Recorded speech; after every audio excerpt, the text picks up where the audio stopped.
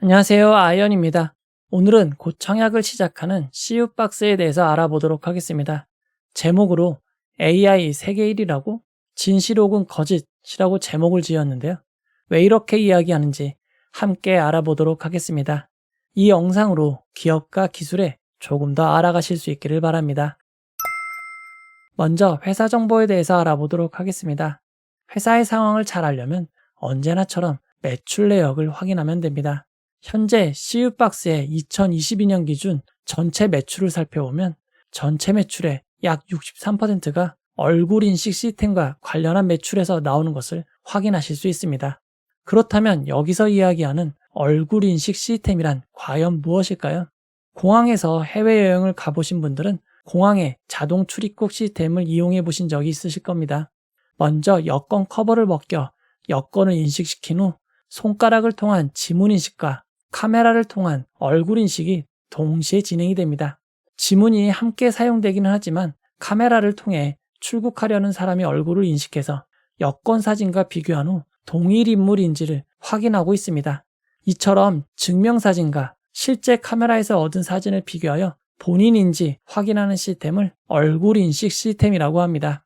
이제는 공항뿐만 아니라 건물의 출입 관리로도 이용이 되고 있습니다. 사람이 직접 신분을 확인한다거나 사원증을 태깅하고 열리는 구조가 아니라 카메라의 얼굴 인식만으로 처리가 되게 매우 편하게 이용하실 수 있습니다. 제가 다니는 회사도 사용하고 있는데요. 손에 물건을 들고 있어도 얼굴을 인식해서 자동으로 열리게 매우 편리하게 이용하고 있습니다. 그렇다면 이런 얼굴 인식 시스템은 과연 어떤 원리로 작동을 하는 것일까요? 얼굴 인식 시스템의 작동 원리를 간단히 확인하여 CU박스의 기술과 상황을 확인해 보도록 하겠습니다. 대부분의 자료는 논문에서 가져왔으며 논문의 출처는 하단에 표기해 두었습니다. 얼굴 인식 시스템은 이처럼 매우 복잡해 보이는 단계를 거쳐서 처리하고 있습니다. 매우 복잡해 보이지만 차근차근 보면 매우 쉽습니다. 쉽게 설명해 드리도록 하겠습니다. 먼저 신분증의 사진과 실제 카메라에서 얻은 사진을 비교하기 위해 정렬을 맞추는 단계가 있습니다. 예를 들어 알아보도록 하겠습니다. 여기 매우 유명한 영화배우의 사진이 있습니다. 이분의 사진은 살짝 기울어져 있는데요. 이렇게 기울어진 사진으로는 정확한 비교가 어렵기에 정면을 보는 사진으로 바꾸어 비교를 해야 됩니다. 먼저 시스템은 사진에서 얼굴을 찾습니다. 그리고 얼굴을 잘라내어 얼굴이 중앙에 오도록 조정을 합니다. 그 다음 얼굴에 있는 특징점을 67개의 기준으로 잡아 찾습니다. 그리고 그 점을 삼각형이 되도록 전부 연결을 하면 이걸 바탕으로 3D 입체 영상을 얻을 수 있습니다. 이렇게 얻은 3D 모델에서 얼굴을 정면으로 보도록 조정한 후 다시 2D 이미지로 만들면은 마법과 같이 살짝 기울여졌던 얼굴이 정면을 보는 이미지로 만들어지게 됩니다. 그리고 해당 이미지를 바로 비교하는 것은 아닙니다. 그 다음으로 중요한 보안 확인 과정을 거쳐야 합니다. 영화를 보면 많이 나오는데 보안을 통과하기 위해서 사진을 찍어서 프린트한 후에 사용을 한다던가 동영상이 필요한 경우에는 노트북이나 태블릿에 영상을 띄워놓고 이를 악용하여 보안을 통과하는 경우가 있습니다. 아예 더 정교하게는 미션 임파서블에 나오던 것처럼 얼굴을 그대로 본을 딴 마스크를 쓸 수 있습니다. 이러한 시도들을 최대한 잡아내서 실제 카메라를 통한 이미지가 아니면 종료를 해야 됩니다. 그리고 얼굴 처리 과정이 필요한데 두 가지 중 하나를 선택합니다. 먼저 원투매니는 한 장의 이미지를 다양한 표정과 각도로 바꾸어서 사용하는 방법이고 매니투원은 정면이 아닌 많은 사진을 한 장의 표준 사진으로 바꾸어 사용하는 것을 의미합니다. 사람이 항상 정확하게 앞을 보고 있는 것이 아니기 때문에 인식이 잘 되기 위한 노력이라고 보시면 됩니다. 이런 과정을 거친 후 학습이 시작됩니다. AI 모델은 얼굴을 잘 비교하여 맞출 수 있도록 학습을 진행하게 되는데요. 학습할 때는 사람이 공부하는 것과 비슷하게 공부하는 자료, 즉 데이터가 많으면 많을수록 잘 맞출 수 있게 됩니다. AI가 급격하게 발전된 중요한 계기 중 하나는 인터넷과 스마트폰을 통해 다양한 데이터를 구하기 쉬워졌고 이를 모아서 학습을 할 수 있었기 때문입니다. 여기 정리된 표를 보시면 학습 데이터가 시간이 갈수록 종류가 더 많아지고 풍성해지는 것을 확인할 수 있습니다. 1994년 공개된 ORL 데이터셋은 92 곱하기 112 픽셀의 매우 작은 흑백 이미지로 구성이 되어 있었습니다. 사람도 40명밖에 되지 않았고 사진은 40명의 400장으로 구성되어 있었습니다. 어찌 보면 매우 조촐한 구성이지만 1994년 당시에는 최선의 결과였을 것입니다. 지금 보면 매우 조촐한 구성이지만 기술 발전의 시초가 되었습니다. 이후 데이터의 양과 질은 지속적으로 좋아졌습니다. 2016년 공개된 메가페이스 데이터셋은 67만 명의 475만 장의 사진으로 구성이 되어 있습니다. 이렇게 많은 데이터를 모을 수 있었던 것은 미국의 사진 공유 사이트 플리커를 통해 수집했기 때문에 가능했습니다. 앞에서 이야기한 대로 인터넷과 스마트폰의 발전으로 자기의 사진을 올리는 사람이 많아졌고 이를 모아 이렇게 훌륭한 데이터셋을 만들 수 있었습니다. 학습 데이터는 많으면 많을수록 좋습니다. 다다익선이 정확하게 어울리는 상황입니다. 그렇기에 각 기업들은 이렇게 공개된 데이터셋 외에도 자체적으로 데이터를 모아서 추가 학습을 하기도 합니다. 데이터도 좋아졌지만 기술도 매우 좋아졌습니다. AI 딥러닝이 적용되기 전에도 얼굴 인식이 있었지만 정확도가 비교적 낮은 수준이었습니다. 하지만 AI 딥러닝을 적용한 딥페이스가 2014년 소개되고 정확도가 급격하게 높아졌습니다. 앞에서 소개했던 67만 명의 얼굴이 있는 메가페이스 데이터세트로 비교해보면 2018년 이후로는 거의 100%에 가까운 성능을 보일 정도로 발전하였습니다. 이렇게 시간이 지나면 지날수록 더 빠르게 발전하고 있는 AI 업계 상황에서 CU박스의 기술력은 과연 어느 정도일까요? 투자 설명서에는 기술력에 대한 큰 자랑이 있습니다. 2021년 9월 미국 국립표준기술연구소 얼굴인식 테스트에서 글로벌 1위를 기록하는 등 세계적으로 기술력을 인정받고 있다고 적어둔 것입니다. 만약 정말 글로벌 1위라면 CU박스의 기술력은 대단하다고 할 수 있습니다. 그럼 먼저 확인해야 될 것이 있습니다. 미국 국립표준기술연구소에서 개최하고 있는 얼굴인식 벤더 테스트는 참가자의 기술을 테스트하고 결과가 바로바로 공개되는 경진대회 형식의 대회입니다. 이 대회의 높은 성과는 각 회사의 기술력을 상징하는 큰 자랑이 되기도 하고 이 공식 결과를 이용하여 납품 기준이 있기도 하기 때문에 매우 중요합니다. 특히 익명으로는 참가할 수 없기에 실제 회사의 기술력을 바로 확인할 수 있습니다. 그리고 CU박스가 2021년 1등을 했다고 밝혀서 정해진 기간 동안 열리는 대회로 오해하실 수 있는데 현재 FRVT는 기한이 정해진 경진대회가 아니라 지속적으로 열려 있고 따라서 현재도 진행 중인 대회라고 생각하시면 됩니다. 대회는 끝난 것이 아니고 계속 이어집니다. FRVT에는 공정한 평가를 위한 제한이 있습니다. 단순히 AI 모델이 우수한 것이 아니라 더 좋은 환경, 컴퓨터, GPU 등을 이용하여 좋은 결과를 낼 수도 있기에 모두 공평한 조건에서 실행되기 위한 제약이 있습니다. 즉, 이 대회는 모두 같은 환경에서 얼마나 좋은 성능을 내는지 비교해 볼 수 있는 대회인 것입니다. 결과는 누구라도 볼 수 있도록 실시간 공개되어 있습니다. 여러분들도 이 URL로 들어가 보시면 현재 결과를 알 수 있습니다. 현재 결과를 보면 다음과 같습니다. 먼저 항목이 너무 많고 숫자가 많아서 보기 어려우실 수 있는데 상단에 비자, 머그샷, 비자 보더, 와일드, 키오스크 포트가 사진의 종류입니다. FRVT에서는 여러 가지 사진 유형으로 평가하고 있는데 종류는 다음과 같습니다. 비자는 말 그대로 여권에 찍혀 있는 사진, 머그샷은 미국에서 범죄 혐의가 있는 사람이 경찰서에서 찍는 사진, 와일드는 야생이란 뜻인데 여기서는 실제 찍히는 일반적인 사진을 의미합니다. 보도는 실제 미국 입국 시 출입국 심사대에서 찍는 사진입니다. 이제 각 항목은 이해가 되실 것입니다. 기본값으로 비자, 보도 사진으로 평가한 결과 기준으로 순위가 나와 있습니다. 여기 보이는 숫자들은 FNMR인데 쉽게 이야기하면 내 얼굴이 맞는데 내 얼굴로 인식하지 못한 비율을 의미합니다. FNMR 수치가 낮으면 낮을수록 좋은 모델이라고 보면 됩니다.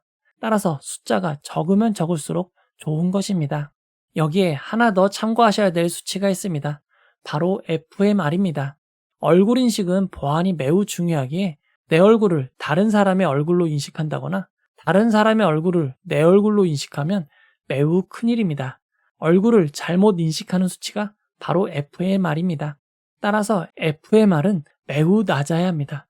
여기서 보면 0이 너무 많아서 세기도 어려운데요. 0.0001% 이하여야만 합니다. 만약 잘못 인식한 숫자가 이보다 높다면 아예 순위에 표시도 되지 않습니다. 즉, 다른 사람으로 오인식하는 일이 기본적으로 없으면서 나를 잘 인식하는 게 이 테스트의 목표라고 보시면 됩니다. 현재 상위 8개 업체를 살펴보면 클라우드워크가 1위, 2위, 센스타임이 3위, 4위, 매그비가 5위를 차지하고 있습니다. 5개의 모델 모두 3개의 중국 회사입니다. 해당 분야에서는 중국의 동무대라고 할 수 있습니다. 6위가 유럽의 인테마, 우리나라의 삼성 SDS와 카카오가 7위와 8위를 차지하고 있습니다. 그런데 CU박스는 찾을 수가 없었습니다. CU박스의 순위를 확인하기 위해서는 22위까지 찾아봐야만 했습니다. 참고로 알체라가 CU박스보다 높은 20위를 차지하고 있습니다.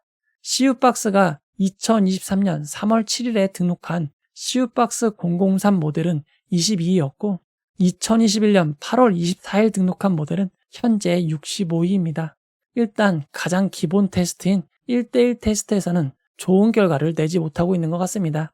하지만 투자 설명서에서 당당히 글로벌 1위라고 밝힌 항목은 1대N 비자 키오스크와 페이퍼리스 트래블 항목입니다. 해당 분야의 순위도 살펴보도록 하겠습니다. 1대N에서는 그나마 1대1보다 순위가 높은 7위를 기록하고 있고 투자 설명서에서 1위라고 밝힌 비자 키오스크 분야에서는 현재 5위를 기록하고 있습니다. 페이퍼리스 트래블 분야에서는 현재 12위를 기록하고 있습니다. 다만 42,000명을 대상으로 한 테스트에서는 3위로 높은 편이지만 역시나 1등은 유지하지 못하고 있습니다. 카카오는 지난 2022년 5월 10일 모델을 등록하고 현재는 8등이지만 등록 당시 한동안 일부 분야에서 1위를 기록했던 적이 있습니다. 그리고 당시에도 카카오가 1위라는 기사들이 많이 나왔습니다. 중국 기업을 제치고 키오스크 부분 1위 캐거라는 기사가 많이 나왔지만 앞에서 살펴봤듯이 현재는 다시 중국 업체들이 상위 5위를 차지하고 있습니다.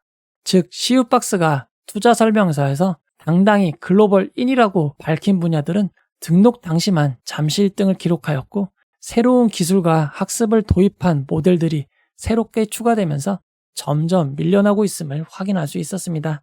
앞에서 학습 데이터가 많으면 많을수록 좋기에 공개된 데이터셋 외에도 각 기업이 자체적으로 모아 추가 학습을 하기도 한다고 이야기한 적이 있습니다. 중국 업체의 순위가 이렇게 높은 데는 데이터 프라이버시에서 조금 자유로울 수 있는 환경이 큰 도움이 되었다는 이야기도 있습니다. 그러나 이 부분에서는 우리나라도 자유롭지 못할 것 같습니다. 지난 2021년 출입국 얼굴 사진 1억 7천만 건이 AI 모델 학습에 동의 없이 사용된 것이 알려져 큰 논란이 있었습니다. CU박스도 관련되어 있는지는 확실히 알 수 없지만 관련이 되었다면 당시 공유된 방대한 데이터를 바탕으로 2021년 성능을 높여 좋은 결과를 얻을 수 있는 것으로 볼 수도 있을 것 같고 이후 기술력에서는 차이를 보이는 것이 아닐지 하는 의문이 들 수밖에 없습니다. 추가적으로 CU박스는 자사의 위변조 감지 기술이 국내 최초이고 전 세계 99개 기업 중 하나라고 밝혔습니다. 해당 인증은 6가지를 각각 150번씩 공격, 총 900번을 공격해도 한 번도 통과시키지 않아야 얻을 수 있는 매우 힘든 인증이라고 밝혔는데 CU박스가 획득한 인증은 레벨 1 인증입니다. 해당 인증을 좀 더 자세히 살펴보면 레벨 1 인증과 레벨 2로 나뉘어 있습니다. 레벨 1과 달리 레벨 2는 아예 3D 프린터, 레진이나 라텍스를 이용한 마스크를 이용하는 등 더 힘든 내용으로 구성되어 있었습니다. 레벨 1에 비해 레벨 2는 극악의 난이도를 자랑하지만 이런 극악의 난이도를 통과한 업체만 무려 35개가 됩니다. 레벨 1 통과도 물론 대단한 일이지만 레벨 2 업체만도 35개이기에 아주 큰 차별화는 되지 못할 것 같습니다. CU박스의 매출 성장성을 살펴보면 매출은 매년 성장하고 있는 점은 큰 장점입니다.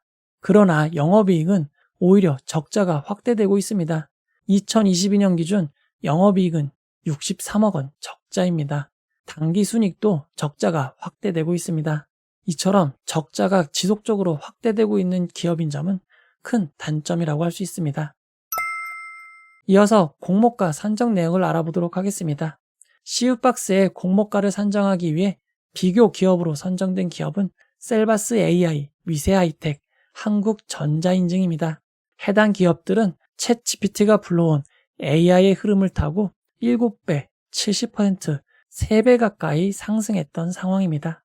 물론 최고가의 주가가 적용되진 않았지만 평균 적용포가 31.75로 매우 높은 수준입니다. 여기에 CU박스는 현재 적자 기업이기에 수익을 산정하기 위해서 2025년 미래의 추정 수익을 가져왔습니다. 2025년에 235.4억 원의 당기 순이익이 발생할 것으로 추정하였고 높은 적용포인 31.75를 적용하여 주당 평가가액을 산출하였습니다. CU박스의 확정된 공모가액이 평가가액 대비 56.87%, 하단 대비 12.79%가 할인되었기에 조금 저렴해졌다고 생각하기 쉽습니다. CU박스의 추정 손익 계산서를 살펴보면 2023년까지 적자가 지속되지만 2024년에는 흑자로 전환이 되고 2025년까지 매출이 거의 6배가 늘어날 것으로 예상하였습니다. CU박스의 추정 손익 계산서를 보면서 어디선가 본 것 같은 기억이 들었습니다. CU박스가 투자사에서 밝힌 경쟁업체 중 국내 상장사인 알체라가 있습니다. 알체라는 2020년 12월 21일 상장하였습니다. 알체라는 2020년 예상 매출이 64억 원이지만 2022년에는 약 6배가 늘어날 것으로 예상하였습니다. 이미 2022년에 결과가 나왔으므로 해당 추정이 얼마나 잘 지켜졌는지 확인해 볼 수 있습니다. 알체라의 실제 상황을 살펴보면 2020년 예상 매출액은 실제로는 71.88% 수준인 46억 원이었고 349억 원이 될 것이라고 밝혔던 2022년 예상 매출은 실제로는 3분의 1도 되지 않은 111억 원을 기록하였습니다. 그에 따라 흑자로 전환될 것이라고 밝혔던 영업이익과 당기순이익은 오히려 커지고만 있습니다. 이런 알체라의 사례가 있기에 CU박스도 조금 조심해서 볼 필요가 있습니다. 2025년 추정 당기순이익이었던 235.4억 원을 달성하지 못한다면 공모가가 할인이 아무리 많이 되었어도 결국 고평가일 수밖에 없기 때문입니다. 이어서 일정을 알아보도록 하겠습니다.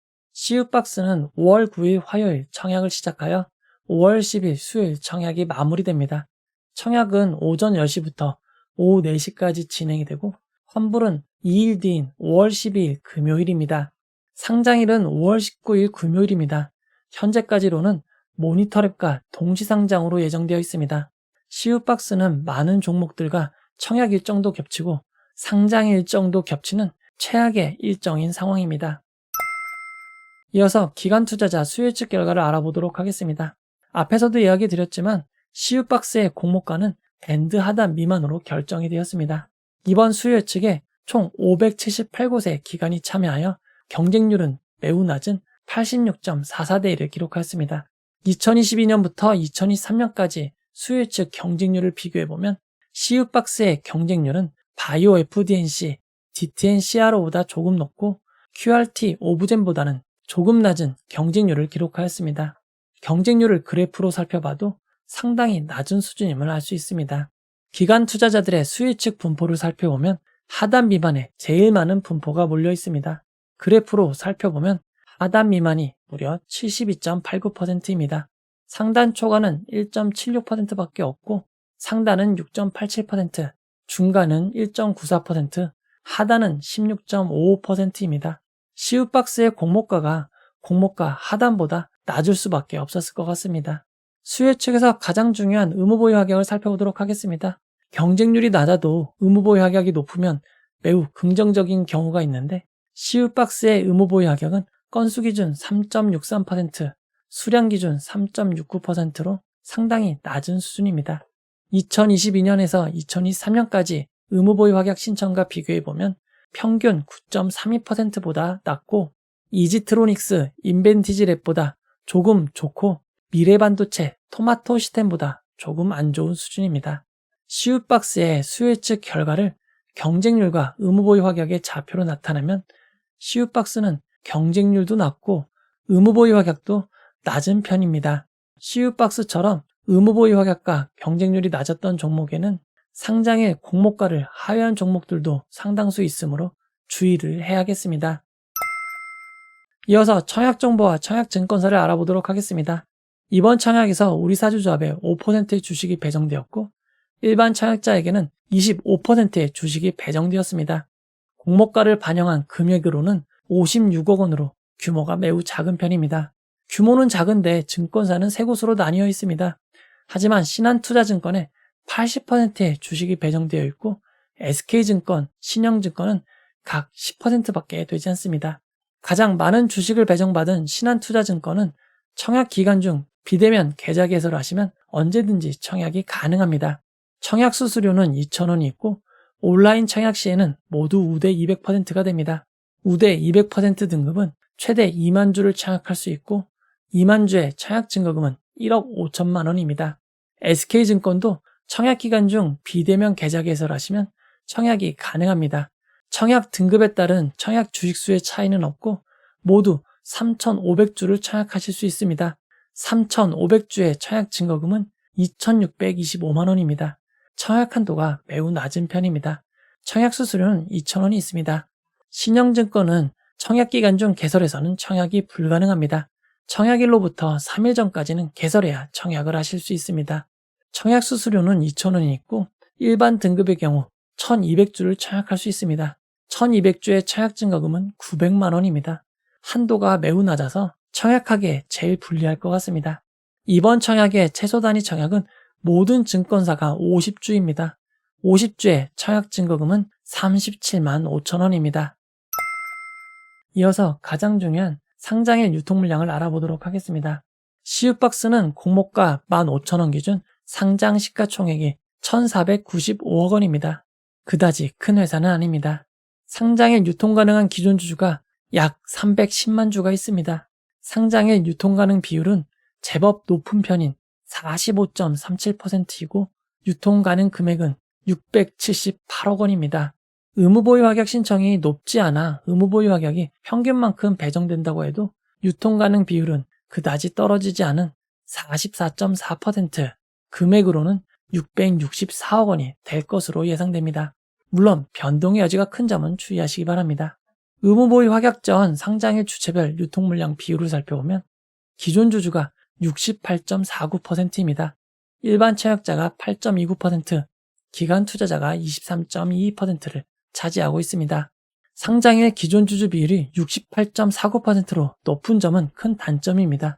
금액으로 따져도 약 465억 원입니다.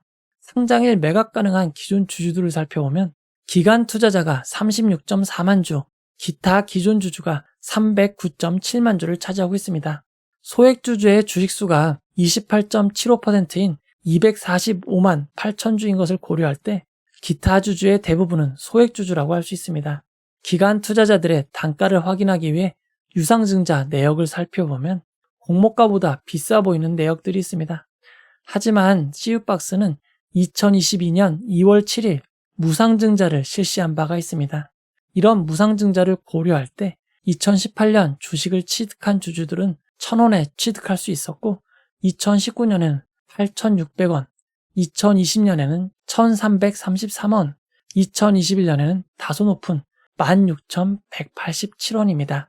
이처럼 기관 투자자들의 단가가 매우 낮은 점은 주의해야 될 것 같습니다. 그리고 소액 주주들이 적지 않은 이유는 비상장에서 거래가 되었기 때문입니다. 증권 플러스 비상장의 거래 가격을 살펴보면 오늘 수요 측이 발표되고 큰 폭으로 가격이 떨어져서 18,700원을 기록하고 있습니다. 지난 3년간의 거래 내역을 살펴보면 공모가보다 매우 높은 53,000원을 기록할 때도 있고 공모가보다 낮은 11,000원을 기록했던 적도 있습니다. 서울거래 비상장의 가격을 살펴보면 19,200원입니다. 현재 삽니다란을 살펴보면 공모가보다 아주 조금 높은 선에서 형성되어 있습니다. 현재 비상장 거래 가격은 안심할 정도로 높은 편은 아닙니다.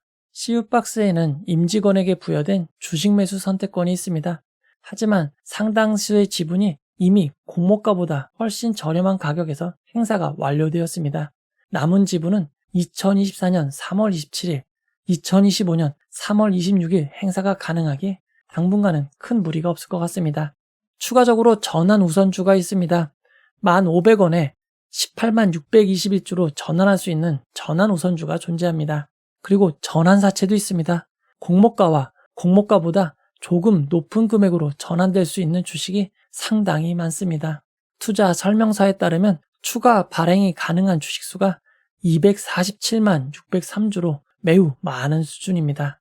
시우박스의 상장일 유통물량을 2022년부터 2023년까지 상장 종목들과 비교해보면 풍원정밀, 에이프릴 바이오보다 조금 더 많고 영창케미칼, ICH보다 조금 적은 수준임을 알 수 있습니다.